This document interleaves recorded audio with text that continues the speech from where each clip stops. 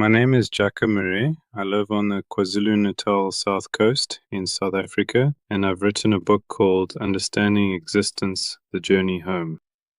I need to tell you honestly how this book came to exist. I didn't set out to write it. Some years ago, my life came apart, slowly at first, then completely. The structures I had built my life on stopped holding, and I found myself in territory I had no map for. And in the middle of that collapse, I began to see something, that what was happening to me had a shape, a pattern, and that nobody around me, not the clinical world, not the self-help world, not even the church, had language for it. So when I came through it, I wrote the map I had needed and never found. The book names that pattern. I call it the isolation cycle. It works like this. A person begins to see more clearly through crisis, through loss, through spiritual awakening, and the seeing itself creates friction with everyone around them, so they withdraw. But the withdrawal removes exactly the relational grounding they need, and the inner world gets louder. Insight and distortion start wearing the same face. The people who stay begin to feel like the problem, and the loop seals itself, because the one thing that can interrupt it, a witness who understands, has been pushed away by the process itself. Millions of people are inside this loop right now. They think they are uniquely broken. They are inside something recognizable, and almost no one is telling them so.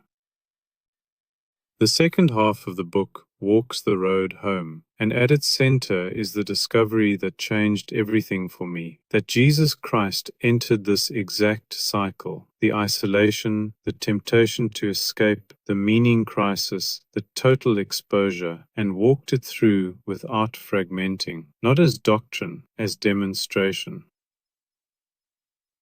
Let me tell you who this book is for. It's for the person who is functioning, holding the job, holding the family, being the one others rely on, while quietly feeling far from their own life. They've tried the self-help. They've considered the therapy. Some grew up with faith and drifted. Some stayed and felt that what they were given never touched what they actually carry. And it's for the people alongside them, the spouse, the parent, the pastor, the friend, who are watching someone they love disappear into the cycle and have no name for what they are seeing. I wrote this book to be handed to exactly those people, short enough to be read slowly, honest enough to be trusted. The manuscript is finished. It's the front door to a much larger body of work that I wrote before I marketed deliberately because I wanted to bring a publisher a book, not a promise. It's ready. I'm ready. And I would be honored to build it with Hay House.